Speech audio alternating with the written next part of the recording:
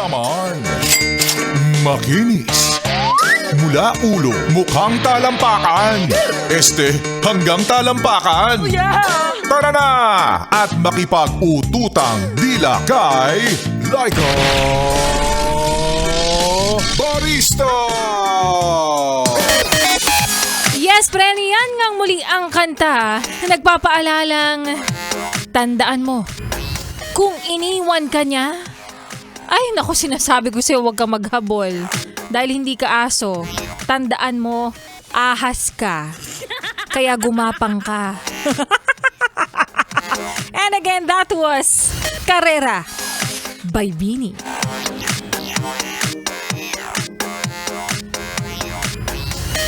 Young and fresh na si Laika Barista pa rin, yes, pre, ng iyong kasama, kapiling, kachismisan, kakwentuhan at kaututang dila rin hanggang sa mga oras po na ito. At nakatutok ka pa rin patuloy, syempre, dito pa rin sa iyong paboritong istasyon na kabonding ang 101.1 Yes FM. At para sa iyo, yes, pre, na gusto magpa-shut up, mapagsinghal, magpasigaw, magparinig, at sa mga manggagamit, oo, na may gustong tirahin sa himpapawid, sige na, wala kang hiya, mag-PM ka na. Sa aking Facebook fan page na Laika Barista, Lyka Barista, at i-mention ko mamaya yan, isa-shut up kita kung nasaan ka, anong gawa mo, anong ganap mo. Ikaw ba'y pauwi na sa mga oras na ito? Yan. Yung mga gusto kong mabasang mga mensahe mula sa inyo. Huwag nyo naman sabing, Laika Barista, napakatindi ng traffic dito araw-araw naman. Ano bang bago doon? Yan. Kwento mo na lang sa akin kung worth it ba yung binayad mo ngayon sa jeep? Nakakaupo ba yung 2 pisngi ng iyong puwetan? At yes, friend, kanina nga ay napakinggan po natin ang kwento ng ating Laika Barista Moments na pinamagatang babalik ka pa ba? Nakuwento ng taong nag-abang, naghihintay sa pangako mo na babalik ako. Ayan. Pansin mo ba? Minsan yung mga pahaging na hindi, promise ko sa'yo, nangangako ako, babalik ako. Oo. Pero ang totoo niyan, ang kaakibat o ang kahulugan naman pala talaga nung sinabi niyang babalik ako, I need space. Hahanapin ko muna yung sarili ko. 'Di ba? Yan yung other way of saying na sawa na ako. Ayoko na. Yan, may bago na ako. Maghiwalay na tayo. Yan. May ilan kasing ibang tao na hindi kayang maging straightforward sa gusto nilang sabihin. Pwede kasing syempre, tinitimbang niya, baka mamaya hindi mag-workout sa bago, di balik ako sa luma. Mga ganon. Gusto laging may reserba. Ayaw matalo. Kapag feeling niya hindi niya bet tong bago niyang nilalande, babalik ako sa luma. Pagtiyagaan ko muna, 'di ba? Masarap pa naman. Masarap pa naman. 'Di ba? Pwedeng dahil yung ilan kaya naman hindi nila masabi, genuine naman yung nararamdaman. Pwedeng iniisip lang nila yung pwedeng maramdaman nitong taong sasabihan nila. Na iniisip nila na baka mamaya sensitive, 'di ba? Ayaw mong makasakit, ayaw mong dumagdag o madagdagan yung pain na pwede niyang maramdaman. O kaya naman baka kasi mamaya magbo-board exam tas bigla kang nakipag-break, 'di ba? Napaka-insensitive mo nga namang damuho ka. So, pero syempre, doon pa rin tayo sa derechahan na, 'di ba? Tapos, kapag halimbawang di mo naman sinabing intention mo, bigla ka nalang mawawala, manggo-ghosting ka. O, mas masakit pa rin yung ginawa mo ng pang-ghosting kaysa sa pagsasabi ng totoo. Kaya sa'yo, yes, friend, huwag ka kasi basa-basa naniniwala. Diyan sa mga palitan nyo ng pangako na walang iwanan sauce, walang lokohan, hoy! Kapag may problema, magsasabi doon, sinasabi ko sa inyo, kapag ikaw pumasok ka sa relasyon, tandaan mo, mas mararamdaman mo, mas tandang-tanda mo yung sakit kesa sarap. Diba? Kasi syempre, hindi naman natin alam kung ano yung pwedeng mangyari. Kaya dapat lagi ka lang ready. Pwede kang maging masaya ngayon, bukas hindi na. Ano ba yung mga sakit sa ulo na ginagawa ng isang tao? Masaya ka ngayon, maya-maya hindi na alam mo bakit. Chinek mo kasi yung cellphone niya. Huwag mo kasing i-check. Nagkikreate ka ng sakit sa ulo. Wow! ulo ko stuck eh.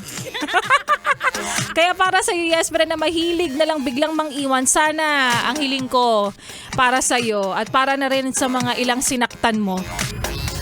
Sana makantuhan yung hinliliit mo sa kanto ng lamesa. Tapos ang gusto ko yung habang umaaray ka pa, masubsub ka bigla. Tapos yung mata mo tumama dun sa kanto ng tiles na nakaangat. Ang hard. Ang morbid. Kopya. Kopyang kopya. So, heto na nga, batiin na natin yung mga Yesbren natin nagpi-PM ngayon, nagpapa-shoutout ngayon, at mga manggagamit, of course, wala naman tayong magagawa sa mga part na yan eh, oo. Buti na lang talaga, alam nyo, pinapaangat nyo kami sa survey, thank you so much, ha. Hoy, malapit na kami mag-number 1, okay lang? Hoy, number 3 na kaya kami, wala ka, pag kami nag-number 2, finish na. Ay, minsan talagang sarap-sarap lang mangarap. Pero bago ang lahat, Yesbren, bago natin batiin, shoutout to mga Yesbren natin nag-PPM ngayon sa akin. Gusto ko munang batiin ng happy birthday ang aking tatay. Si Tatay Marlon, ayan, 60th birthday niya today. So, sana hindi siya nakikinig ngayon. Mukhang hindi pa siguro. Kasi may pa-surprise ako sa kanya. May pa-surprise, tas in-announce. Kaloka, hindi. Papa, sabi ko sa kanya, kain na lang kami dito sa Tawid, sa Mang Inasal. So, iniintay ko siya ngayon. So, pagkatas ko Mary dito, susunduin nila ako, kakain kami dito sa Mang Inasal. And sunod na lang kayo, Huy! Sunod, tas nagpalibre kayo lahat, diba? Anyways, eto na nga, batiin na natin yung mga Yesbren natin nag-PM sa akin, nag-effort naman kahit papano, kahit mga manggagamit sila. Ayan, si James Antazo. Shoutout po mula Montalban, Rizal. Ayan, sabi ng nanay ko, on the way na kami. Ayan, ma, ingat kayo. Sige.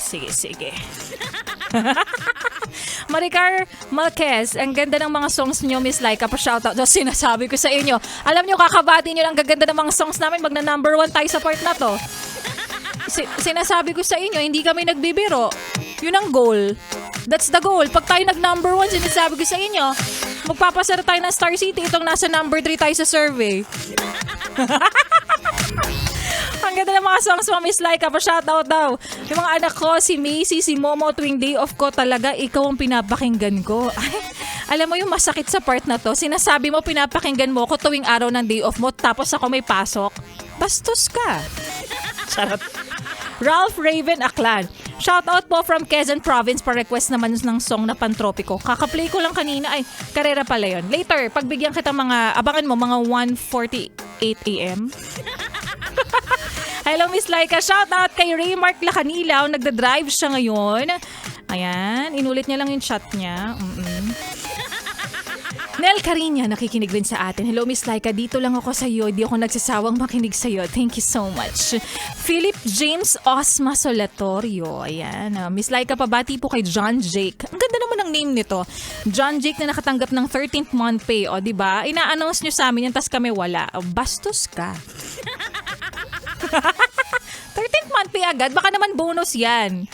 And kay Archie Dizon Watiwat. Siya ay nasa biyahe ngayon from San Fernando, Pampanga. Lakas daw ng ulan sa Zambales. Kay Brian Peter Makaraeg, na nanalo na sa ating pera-pera lang yan. Hoy, congratulations sa iyo. Hanggang ganun na lang yon? Walang palibre? Gusto nyo manalo? Legit, diba? Yung mga nagpapabating yan, may mga nananalo sa kanila. Congratulations sa iyo, Brian Peter. Abangan ko yung palibre mo. Mark Anthony Canillo, DJ Laika, pa shoutout, nakikinig habang naghihintay ng booking. Ay, anong booking yan? Saan ang punta? Quezon Avenue? Soy Dizon, shoutout po kay Jenny Rose. Kapatid, kamusta?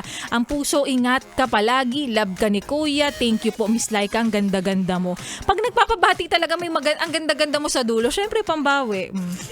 Alfred Marcelino, nakikinig din. Don Borabog, yan, nakikinig din. Michelle Villagracia Ibanez. Shoutout po, Ibanez family. Lalo na sa anak kong magba-birthday bukas. Ayan, ang haba ng pangalan niya. Janaya Elaine Ibanez from Tagaytay City. Anyways, thank you so much sa mga nakikinig pa rin hanggang sa mga oras na to. Nadidighay na ako. At maraming salamat din sa mga nagpabate at sa patuloy na nakikinig sa 101.1 Yes FM simula 12 a.m. hanggang 12 midnight. Maraming salamat po mula sa kaibuturan ng aking updo hanggang dendrites po yan. At susunod na syempre na magbibigay ng entertainment sa atin si Ganda Wanda. Pero bukas syempre magkasama-sama pa rin tayo, yes friends. Same time, same frequency, and same station. At kasama mo rin sa biyahe ngayon ang susunod pa nating tugtugan. Mga kantahan na sa'yo nga naman talaga ay, alam mo na, ikay sasamahan habang ikaw ay bumper to bumper ang eksena sa daan. Kasama ang susunod na kanta na para sa mga hindi masabi ang lihim na nararamdaman at pagtingin. Kaya naman here's Aminin dito sa 101.1 Yes FM. 101.1 Yes FM.